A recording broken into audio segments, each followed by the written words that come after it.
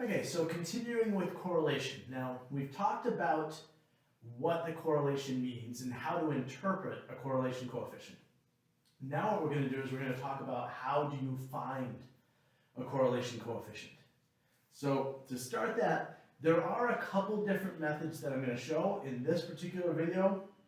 We're going to talk about what I call the book method, and it's not necessarily that it's specifically the book's method, any book you look in, but it's one that's commonly shown in textbooks, and it has some advantages in how you can interpret things, but at the same time, it can be very labor intensive if you have to do it by hand.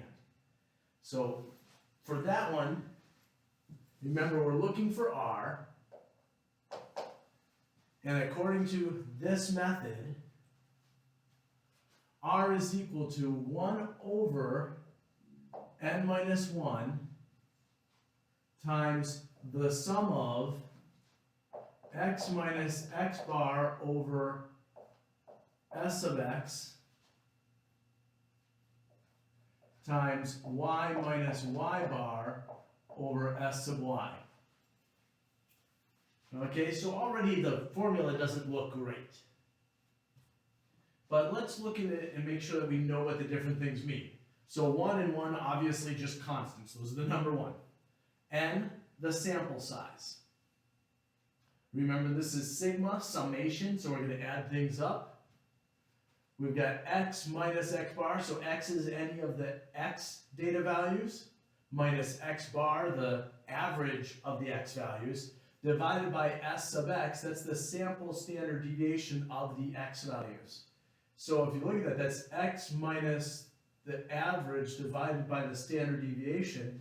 You might recognize that as being the z-score. So essentially you're finding the z-score for each of your data values. Then the same thing for y, each of our y values, minus y bar, the sample mean of those y values, divided by s sub y, the sample standard deviation of those y values. So again, essentially we're finding the z-score of each of the y values.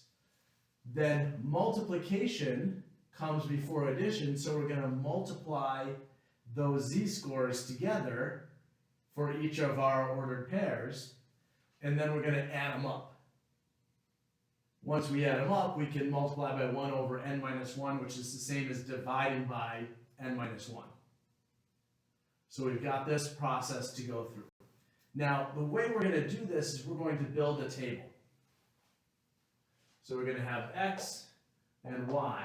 So here are going to be our data values. And we're going to go 11, 8, 16, 15, and 7. And then for y, 20, 21, 12, 16, and 23. So we have x and y. So those are our ordered pairs, 11, 20, 8, 21, 16, 12, 15, 16, 7, 23. So we have our ordered pairs. Now, with what we see here, obviously we're going to need our sample means and our sample standard deviations for both x and y. So I'm going to add up all of my x values here, and I get a total of 57. And I'm going to add up all my y values here, and I get a total of 92. Now, if I want to find the sample means, then I'm going to need to divide these by the number of data values. So I'm just going to come up here and put n equal to 5. I've got 1, 2, 3, 4, 5 ordered pairs, right? 5 sets of data. So, or 5 data points. So I'm going to divide those by 5, and I'm going to get x bar. So 57 divided by 5 is 11.4. And I'm going to get y bar. 92 divided by 5 is 18.4. So now I have my x bar and my y bar, and you can see that. We also need s sub x and s sub y. Well, we're going to have to go a little further with this, and we're going to do that. Now, there are two options with this. This is the point where you can plug these data values into your calculator and have it give you the sample standard deviation of x and the sample standard deviation of y. And if you can do that, you can put those down right now. So S of x, when I plug that into my calculator, I get approximately 4.04. Now I say approximately because you end up with some long decimal, and I'm just rounding to 2 decimal places. My standard deviation of the y values, and remember this is the sample standard deviation as opposed to the population standard deviation, we get 4.39, approximately. So there we go. So now we have S of x, we have S of y, we have what we need for those. If you don't know how to use your calculator for that, then you're going to have to find those standard deviations, which is going to create extra work when you're dealing with building this table. But now I can just start building these pieces here. I don't need that much down there, okay? So x minus x bar. So I have to take each of these data values, x, and subtract 11.4. So 11 minus 11.4 gives me negative 0.4. 8 minus 11.4, negative 3.4. 16 minus 11.4, positive 4.6. 15 minus 11.4, positive 3.6. And positive 7 minus 11.4, negative 4.4. Okay, so now I have my x minus x bar, but now I need to divide each of these by the sample standard deviation of x. So I'm just going to build this line out here because we're going to need most of that, if not all of it. So I've got x minus x bar divided by s of x, meaning I'm going to take negative 0.4 and divide that by 4.04.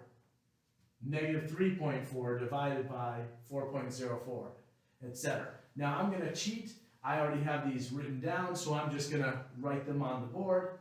So we get negative 0.0991, if I wrote that correctly, negative 0.8421, 1.1394, 0.8917, and negative 1.0898. So that's my x minus x bar over s of x, or my z-scores for the x values. Now I need to do the same thing again for y minus y bar and y minus y bar divided by s of y, the sample standard deviation of y. So y minus y bar, so y bar is 18.4, so I have 20 minus 18.4, which gives me 1.6. 21 minus 18.4, 2.6. 12 minus 18.4, negative 6.4. 16 minus 18.4, negative 2.4. And 23 minus 18.4, 4.6. Now remember, x minus x bar, these are deviations. They should add up to 0. Okay, so I have 7. So I have 7, 8.2, negative 8.2, and I have 7, negative, and positive 8.2 adds up to 0. So just keep that in mind, like when we were doing our standard deviations. This column should add up to 0. This column should add up to 0. Just so we remember that. Okay, so we have that. Now I've got to divide this by our sample standard deviation of y, which is 4.39. So I have y minus y hat divided by s of y. Okay, and so I've got to take 1.6 and divide it by 4.39. 2.6 divided by 4.39, negative 6.4 divided by 4.39, etc., etc., etc., right? So we get 0.3642, 0.5918, 1.4568,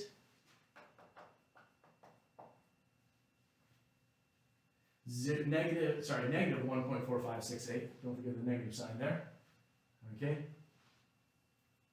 Remember it was a negative 6.4, negative 0.5463, and 1.0471. So now I have all my z-scores for my y values. So now my final column that I need to build is I need to multiply the z-scores for my x values by the z-scores of my y values. So this final column is x minus x bar over s sub x times y minus y bar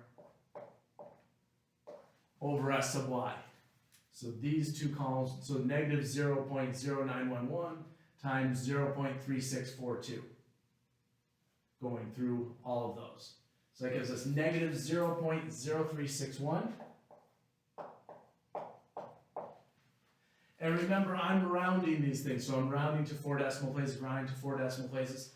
And I just want to note to you that I did this all with lots of decimal places, and for the purpose of writing it down, I'm rounding them. So it's possible that if as you use these numbers where I've rounded them to, you may come out with your numbers slightly different than what I have. And that's just because I kept my numbers as large as my calculator would give me as I went through and calculated these. But for the purposes of writing it down, I'm not writing down 9 decimal places. I'm just writing down a handful. Okay, so the next one, negative 0.4984. Negative 1.6598.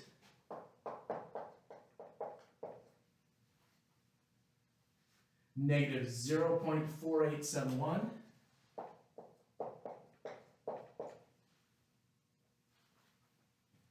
And negative 1.1411. So now I've multiplied all those together, so now I can sum. I can add them up. And I'm not going to write the sum of all this there. I'm just going to put sum, okay? Here I was nice and I put sum of x, sum of y. Not going to put that whole thing down here. So the sum turns out to be negative 3.8226.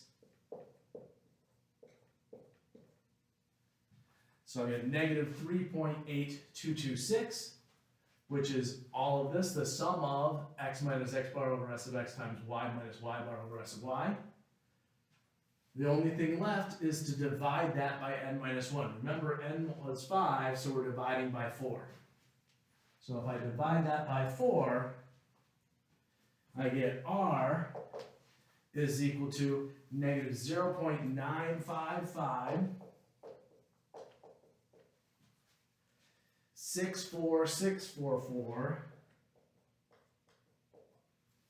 And actually it goes on from there. That was a number that was rounded as it was. It went on for a very long time. But as I said, with correlation coefficients, I like 4 decimal places.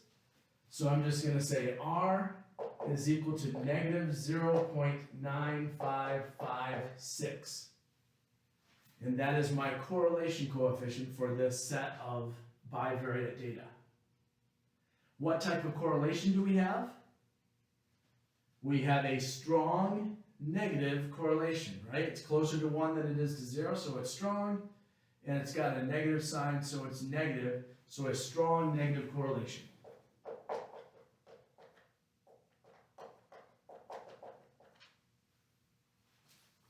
So we have a strong negative correlation between these, meaning that as x increases, y decreases, and in a relatively consistent way.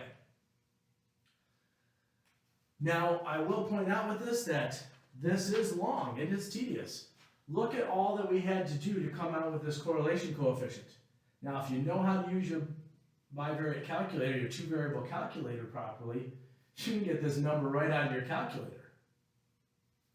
But of course, I may expect people to be able to find it in other ways. So that's where all of this comes in. Well, what can we get rid of in this? If we want to say, what's the minimum work we would have to show if we were going to calculate our correlation coefficient by hand for something like this? Well, unfortunately, this is pretty much it. You pretty much have to show everything with this because there's no in-between states that we can go in. We have to do all the work individually by hand. The only thing we've really saved ourselves is we used our calculator to get S of x and S of y, which saved us having to take this column, we'll actually take this column and square it, take this column and square it, sum those columns up, divide by n minus 1, and then take the square root to find the sample standard deviations. So you can see that it took 1, 2, 3, 4, 5 labor-intensive columns, and if we didn't know how to get S of x and S of y from our calculators, then it would take us 7 labor-intensive columns because we'd still have to do the x minus x bar squared column and the y minus y bar squared column. So this is a very intensive method. So why do I teach it to you and why do I like it? Well, what I like about it is it really shows the relationship of what we're looking at. When we're dealing with correlation, we're basically looking at the z-scores and relating those. Take the z-score of the x value and multiply it by the z-score of the y value. Take the z-score of the x value, multiply it by the z-score of the y value. Sum that up and divide by n minus 1, giving us the correlation. So we can see that it's the standardization of the x values and the y values that brings this together so that we get a standard result that's always between -1 and 1. So that's the advantage of this method, is the formula itself kind of explains to you what you're doing and why. But boy, it's a beast to work with and not my preferred method of doing it. So wouldn't it be nice if there was an easier way?